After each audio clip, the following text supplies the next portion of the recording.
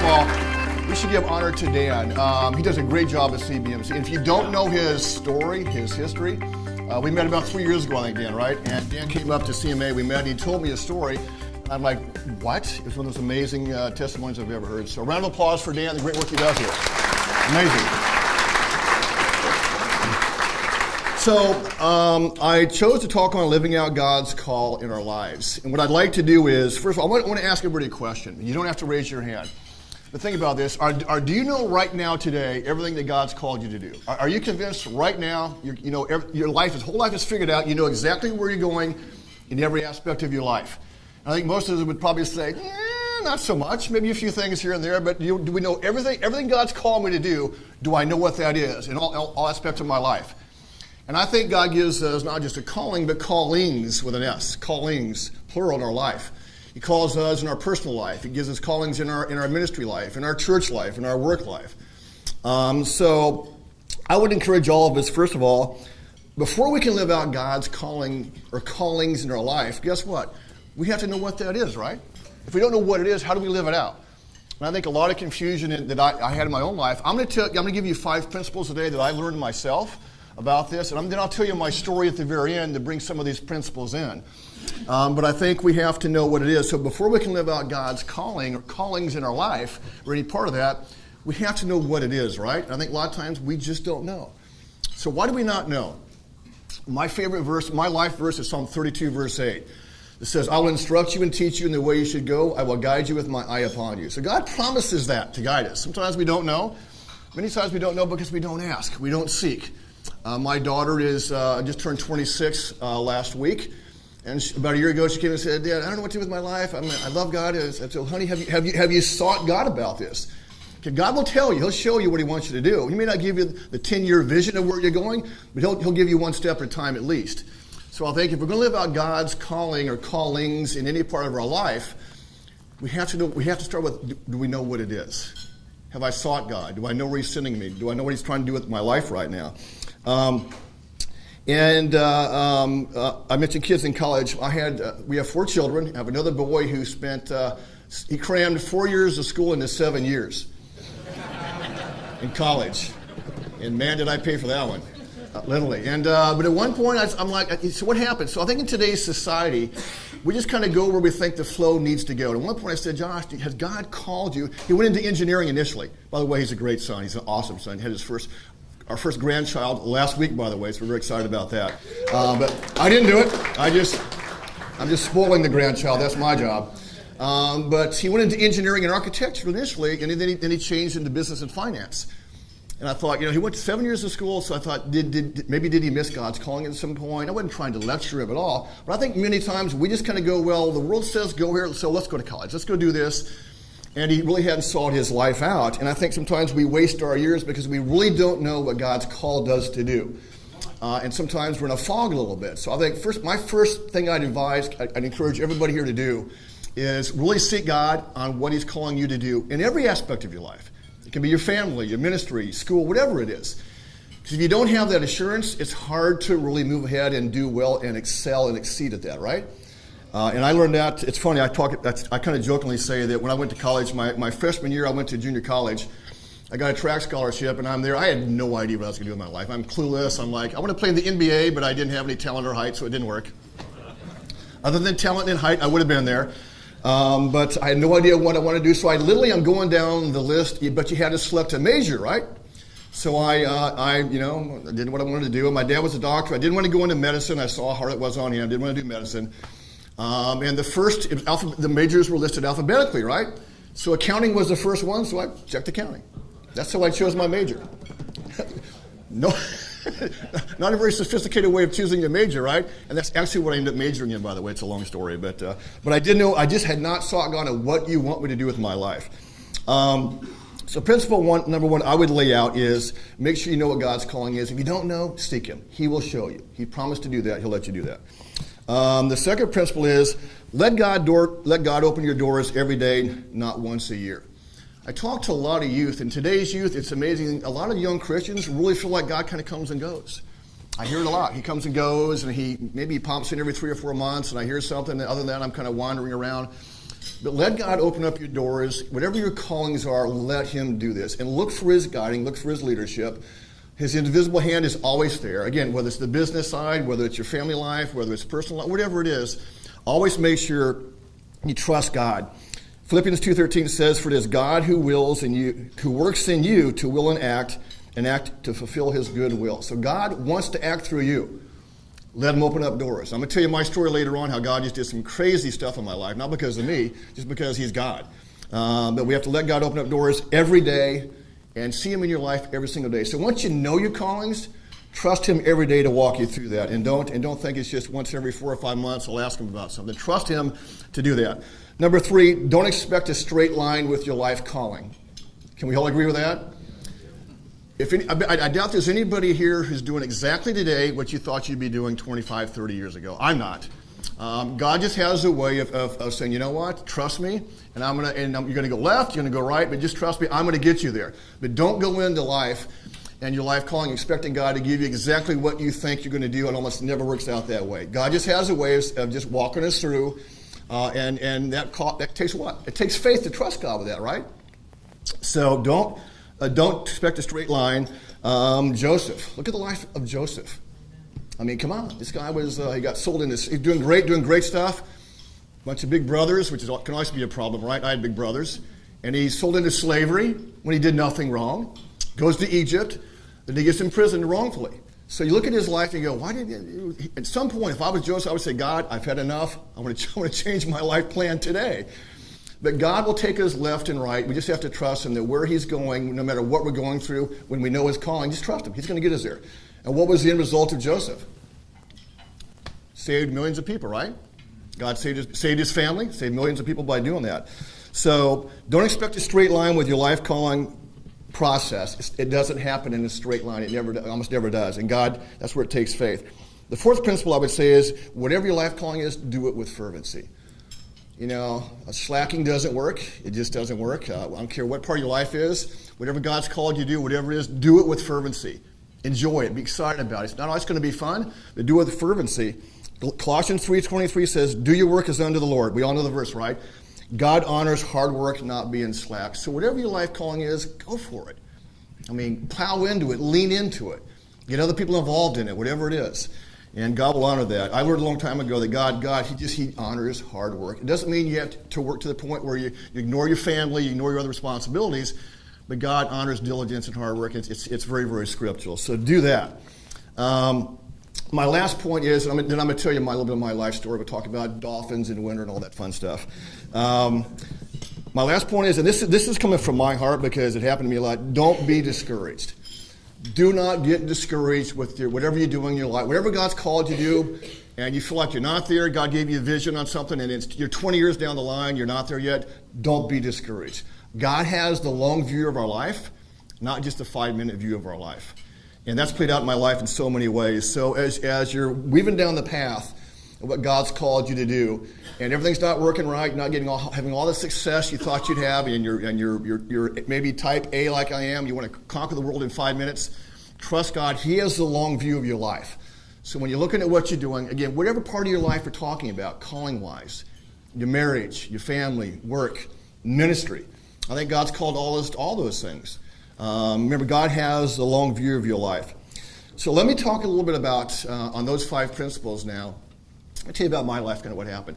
So I was raised by a doctor. My dad was a small-town doctor. Grew up all over the Midwest. Was born in Texas. Any Texas fans here? Nope. Okay. 1 or 2? All right. Actually, I grew up, my dad was an Oklahoma Sooner, so I go over Texas real quick. But there you go, Boomer Sooner. There you go. So back-to-back Heismans. We can brag for a long time, can't we? You got it. So, but I grew up in the Midwest, Oklahoma, Iowa, Nebraska, and my dad was a small-town doctor in a town called Rock Valley, Iowa. It's south of Sioux Falls, South Dakota, way up in the corner. And he was a lifetime smoker. Back in the 60s and 70s, most doctors smoked. It was kind of funny how that worked out. That was kind of the lifestyle of doctors. He had a heart attack at age 44. He was the on-call 24 hours a day in a kind of a 3 or 4 city area. Never had really much of a day off. Almost worked himself to death. Had a heart attack at age 44, and God used that to change his life. So sometimes, we have to be on our back for God to get our attention, right? So God put my dad flat in his back and said, you're going to listen. And that's where Dad got saved. My dad got saved during that process. And then eventually he realized, I can't do this anymore. I'm going to kill myself if I go back to the same lifestyle. We moved to Lubbock, Texas, in West Texas. My dad actually hated cold weather, by the way. Hated cold weather with a passion. And he told us at one point, he said, hey guys, I'm going to take a snow shovel and I'm going to put it on the front of my car where I'm going to drive south. When somebody asks me what that is, we're going to build a house right there. 2 years later, we're in West Texas, so that's what happened. But he got saved, and he became a very vocal pro-life doctor. So I was raised by a pro-life doctor. That's one of my life callings also. And he was kind of rare about that because a lot of doctors were not pro-life. He was kind of the black sheep a lot in the area. He was a professor at Texas Tech Medical School when that all happened. So we moved to Texas, and I got saved about a year later. God brought some things into my life, and I was a troublemaker like probably most kids at that age, and God saved me at that point. Then we moved back, moved back to Nebraska, to Omaha, Nebraska. My dad was a professor at the Creighton Medical School there. So I went to college in Omaha, University of Nebraska, Omaha, affectionately known as UN0 by our competitors. And here's how my life kind of took off. We talk about life callings. I'm like, I don't know what I was going to do. I majored in accounting. I stuck with accounting, got my CPA. Yes, I used to be a CPA. People look at me and go, you? We don't believe that one. So I went to work for Arthur Young, with now is Ernst & Young, and was doing great, rock and roll. I think God's called me to be a CPA, right? I just knew it. I'm going to do this forever, my whole life. It's going to go straight like this. I'm going to be a partner. I'm going to do whatever. 19 months in, after having great success, having great review, doing well, I was senioring jobs. They had a company-wide layoff in the Omaha office. So I'm sitting here 19 months out of college with my dream of being a CPA crushed overnight. And we had a baby just a few months before that. So got married, had a baby, and I'm like, what is going on? That's when you kind of go, okay, did I miss something God tell me? Where am I going? This is one of those left turns I told you about. God knew what he was doing. I'm like, what happened? But I knew God let that happen. So long story short, I went to work for another company, but 10 months later, my brother was working for a doctor in Tarpon Springs, Dr. Jim Gills. And I got a call from my brother saying, hey, Dr. Gills is looking for some more guys to kind of run his business side of his companies. Would you like to do that? And I thought, well, hold on, let me think. Nebraska, Florida. Yes, I would. So I interviewed, came down, and long story short, after about a year working for Dr. Gills, the Ironman company came up for sale. And we bought the Ironman Triathlon Company in 1989, closed the deal, and I went from being a guy broken, what am I going to do with my life? My CPA career is crushed, don't have a job at that point, to God put me in a position to lead a global sports company at age 32. Had no idea I'd be doing, had no clue, no plans. Had to learn everything on the job training at that point. And Ironman, if you don't know, was sold for almost $1 billion a couple of years ago. It's a worldwide company with Ironman events all around the world, TV packages on NBC, ESPN, and so on. So God kind of just shifted me in that direction. I didn't expect that out of nowhere, but he made it clear that was the calling in my life, was to do that and to stay with that. So did that for a number of years, about 10 years. And then I sold my stock, and I traveled a lot. I wanted to be with my family a little bit more, so I sold my stock, got out. By the way, if you don't know the Gills family, amazing family, just an amazing, generous Christian family in the area. And I was like, what do I do next? So here's my next calling in my life. And I'm sitting around, and I just got this desire to be involved in some, with the time I had, to be involved in some ministry. So I started praying, God, what do I do? What do I do with my life ministry-wise? I got free time, what can I do? So I started praying about this. And if anybody knows a gentleman named Ray Murray, who passed away a few years ago, who was a dear friend, he's a legend in our area, great, he and Nancy, great people. Ray said, you know what, I got this guy doing work in Vietnam, just doing ministry there. So he introduced me to a guy named David Dow, who does ministry in Vietnam. I got connected to that, but I felt like God was, I'm saying, God, do you really want me to do this? So here's how God can confirm a calling in your life. And I want you to listen to what happened to me in this. This is one of those things where God says, I'm making it clear, this is what you're going to do next as part of your life. So there's a group called International Christian Concern. It's a group that represents persecuted Christians worldwide. They're in D.C., and they represent the persecuted church worldwide. And a guy named Steve Schneider was the guy that ran the ministry at the time. A guy named Jeff King runs it now, but a guy named Steve Schneider ran that. So I got to know him. He went to Vietnam a few times, supported our work. And at one point, I felt like God was saying, you need to go to Vietnam yourself, David, and visit. So I book a flight. I get ready to go. And the week, and this is back in 2001, the week I was getting ready to go to Vietnam, Steve Schneider got very, very sick.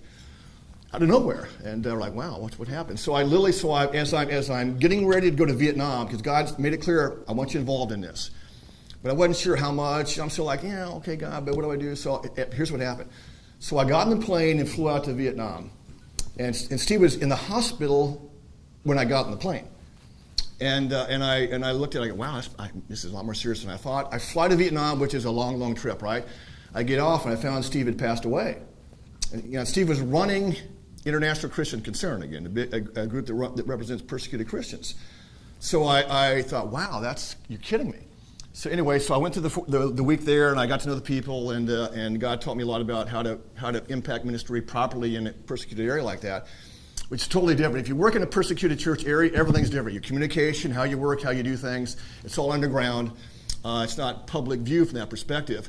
I get back, here's where God confirmed the calling in my life on this. I got back, and I found out Steve died to the minute of my departure time of my flight to Vietnam. To the minute. The minute I looked at his time of death, I go, oh my gosh, that was my scheduled departure time for my flight. And God was saying, you know what, Dave? I'm taking Steve away. Here's a baton. And he confirmed that call in my life very, very, very clearly. I did not miss that calling. But sometimes we can miss God's calling, right? We need to listen and pay attention. So for the last 20 years, I've been involved in working in actually Vietnam and also Pakistan. It's also a persecuted church area. So anyway, so God confirmed that. So now my job is to work with these ministries that I'm involved with.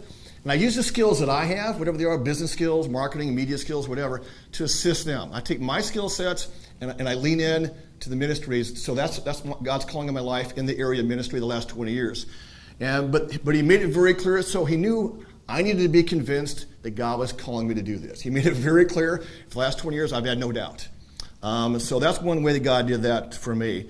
Clearwater Marine Aquarium. So how did I get to Clearwater Marine Aquarium, right? How did I go from Ironman to ministry to Clearwater Marine Aquarium? So here's what happened. So, and God confirmed, I guess, again, God confirmed His calling very, very clearly in my life. So we raised our kids going to Clearwater Marine Aquarium back in the 90s. Our kids are pretty much grown now, and we raised them coming there. We love the place. Kind of old and beat up and really doing well. And so after about 8 years having left Ironman, I'm like, okay, God's kind of gradually pushing me, okay, it's about time to go out and do something more full-time. I was doing some pro bono consulting and a variety of things, but I had nothing full-time, just a hodgepodge of stuff. But God was saying, he's kind of urging me, I could tell, it's about time to go out again and do something major. And I'm like, okay, so I'm just kind of listening to see what happens. So I'm hanging around and doing some miscellaneous stuff. And there's a group called Park in St. Pete, and they work with developmentally disabled people.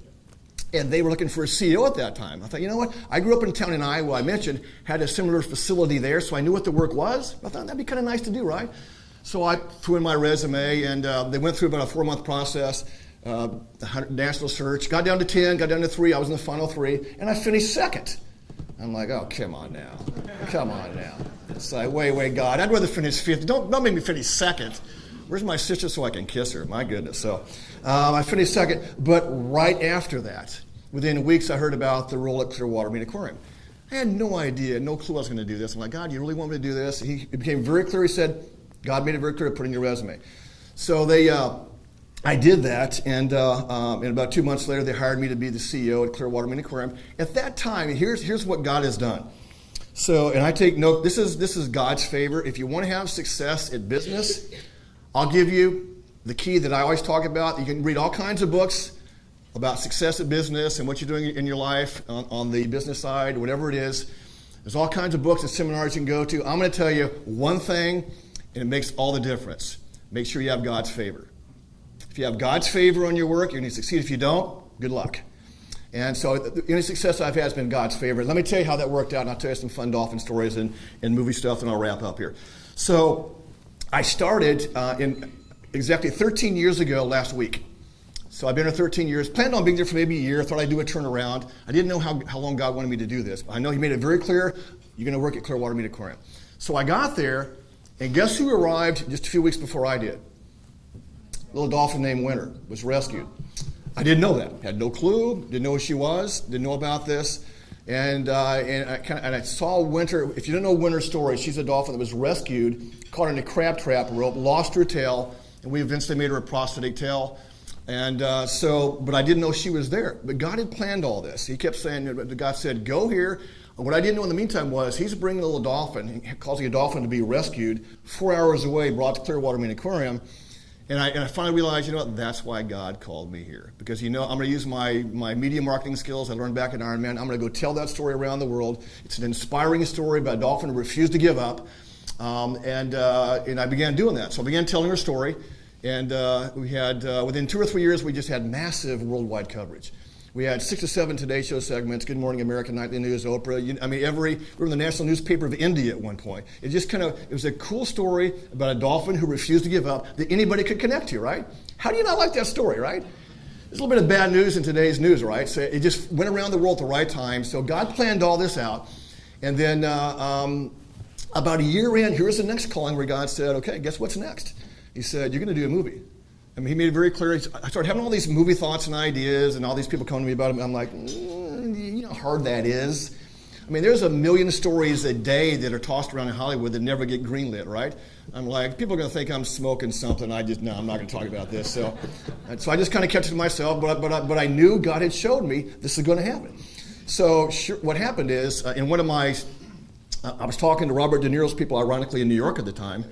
And then I got a call from Alcon Entertainment in L.A. And this is how God weaves these. So God will call you, but he'll make things happen. You just got to know you're calling, right? So one of my Today Show segments, there's a guy out in L.A. who's now a dear friend, Richard Ingber and his wife, sitting in their living room, and they watched one of my Today Show stories on Winter. He thought, that would be a great family film. So while I'm having one conversation over here, I get a call. Listen to this. This is how God confirms things. Here's another way he confirmed his calling in my life. So I get a cold call from Alcon Entertainment. If you don't know who they are, they're a filmmaking company. They work with Warner Brothers. Their number one movie all time is a movie called The Blind Side. You ever watch The Blind Side? Huge success. Sandra Bullock won the Academy Award for a role in that. So I get a cold call. Here's how the call goes. This is one of those God moments.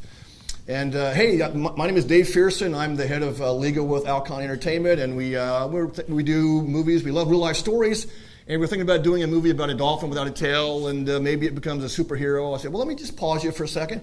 You probably called us because we happen to have a dolphin without a tail. That's probably why you called me. But let me tell you who I am. So I mentioned my background. I said I'm David Yates, and yada, yada, yada. I used to be the CEO of Ironman. He goes, what? Puts down the phone, goes down the hall. And there's 2 co-CEOs at Alcon Entertainment, and one of them is Andrew Kosov. And Dave goes, Andrew, did you know who David Yates is? He goes, yeah, he used to run Ironman. Andrew is a lifetime Ironman triathlon guy. And he had one of the guys call me, didn't have any idea who I was, and I was there. So God had that guy call me. Here's the point. That was just one of those magical God moments, right?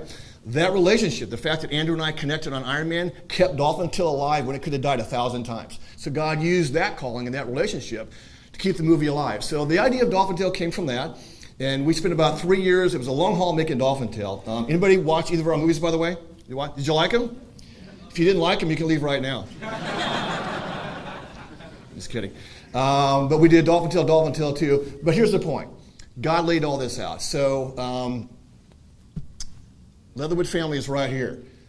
So David Leatherwood is one of our assistants on the movie. We got to know him really well. And his dad's right here. He was involved with ICM Ministries, by the way. Did a great job. And got to a lot of good people in that. So the connection points were pretty amazing. So we spent about 3 years getting Dolphin Tale ready. If you haven't made a movie, it goes slow. Really slow, right? Until they greenlight it, it takes off. And the movie literally almost died a number of times. And but we eventually got it, and we had Harry Connick Jr. in the movie, Morgan Freeman, Ashley Judd, Chris Christopherson. The 2 kids, I want to pause on them real quick about how God does these things. The 2 kid stars, the names Cozy Zilsdorf and Nathan Gamble, are strong born-again believers. And I don't mean Hollywood believers. They're strong Christians. That doesn't happen almost ever on a set, right? But God brought us all together. And when do you have Bible studies on a movie set, right? So God brought all this, again, God said, you're going to do a movie. He brought the right people and just made it all work out. So Dolphin Tale came out and allowed us to really tell the story of Winnie the Dolphin around the world and about what we do at Clearwater Marine Aquarium. And then this happened, okay? So this is, can't make this stuff up. This is how God does things. If you know your calling and you're convinced and you listen to him, it's amazing what he can accomplish. So we did Dolphin Tale. It was the #1 movie in North America. Its second week, so it did very well, went around the world. But there was no planned sequel.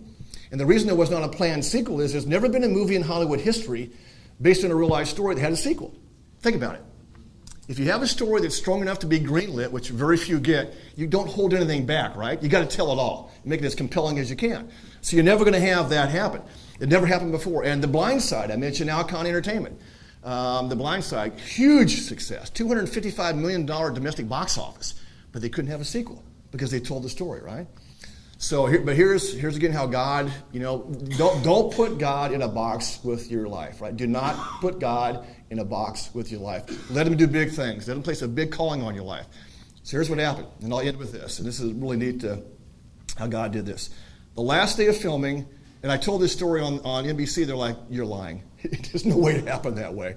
It did. Saturday, December 11th, 2010 was our last day of filming for Dolphin Tale. So that was the last day of what's called principal photography, right? David was on the set at that time, obviously. So the last day of filming was that day, Saturday, December 11th, 2010, last day of filming, right? And we planned what's called a wrap party next door to a restaurant right next to CMA called Island Way Grill. A wrap, and by the way, when I say wrap, W-R-A-P, not R-A-P. I don't rap very well.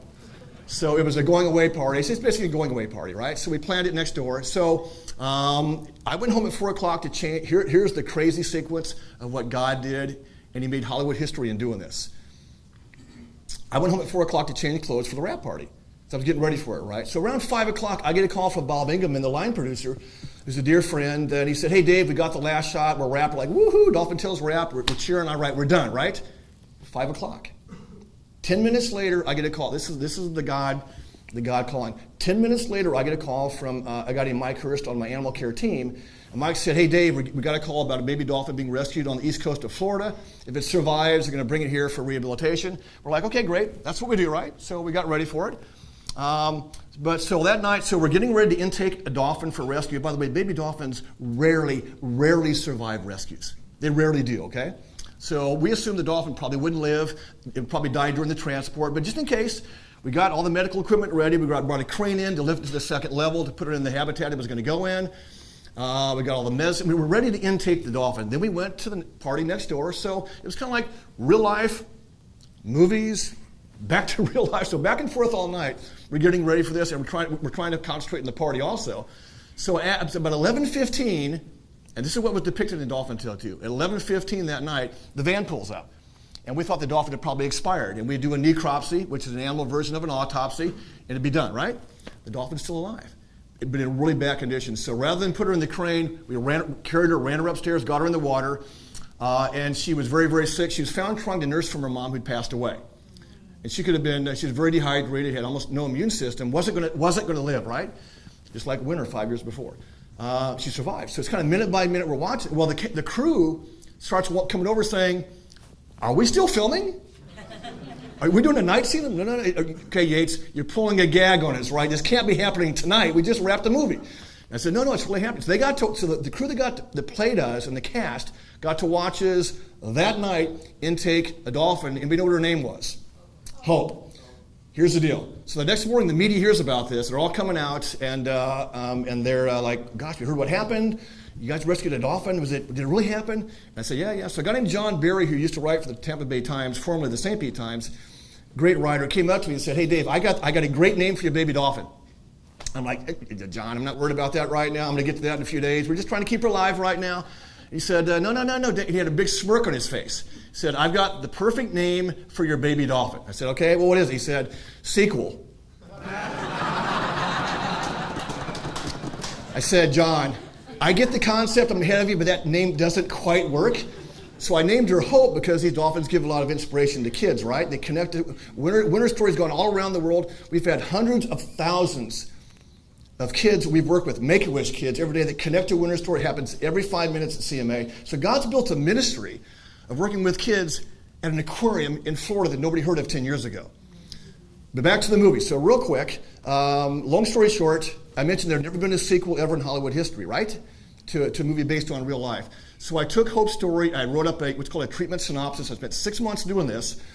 And I wrote up a story, and I sent it out to, and Andrew and Alcon were filming a movie in New Orleans. I waited until they got off the set so I could get their attention, and I emailed it to them. I said, guy, and in the synopsis, I laid out all the things that are real life, because I knew I couldn't have a cheesy, non-real life. You can't have a sequel to a real life story that's not based on real life. It doesn't work, right? Conceptually. So I sent it out to them, and I highlighted all the things that were real life. And so as they read this, anything in yellow was real life. So they knew real life, real life. They go, wow. So Andrew sends me back an email. And Andrew was the guy that said, no, Dave, I love you, but no, there's no way we can do a sequel. It's not going to happen. And it doesn't happen, right? He sent me back an email, said, this is interesting, let's talk. So long story short, that led to, we hired our director, Charles Martin Smith, again, and did Dolphin Tale 2. And it's based on the relationship between Winter and Hope. So the point is this, God called me in a direction I didn't expect to go. I didn't plan on being at Clearwater Marine Aquarium, but I listened. And then he built all these things that happened. I didn't make them happen. I get credit. I didn't do these things. I'm just there at the right place, the right time. God called me, and I listened, but during the filming, during Dolphin Tale itself, nobody believed me. Everybody's like, no, day at movies. We actually, at one point, I actually began not talking about Dolphin Tale to my own board, because the board chair and I agreed, nobody believes this. But I knew what God said. I knew God had made it clear we're going to do a movie. I literally had to stop talking about this to my board. The point is, when God's called you and you know it, don't listen to the naysayers. Do what he says. Make it clear. He'll open up the path. He'll make things happen. If you rely on yourself, you're going to fail. If you know God's calling and you saw him and you listen, he'll pave the way, he'll give you success, and he'll get the glory. Well, thanks for the opportunity to talk. I appreciate it.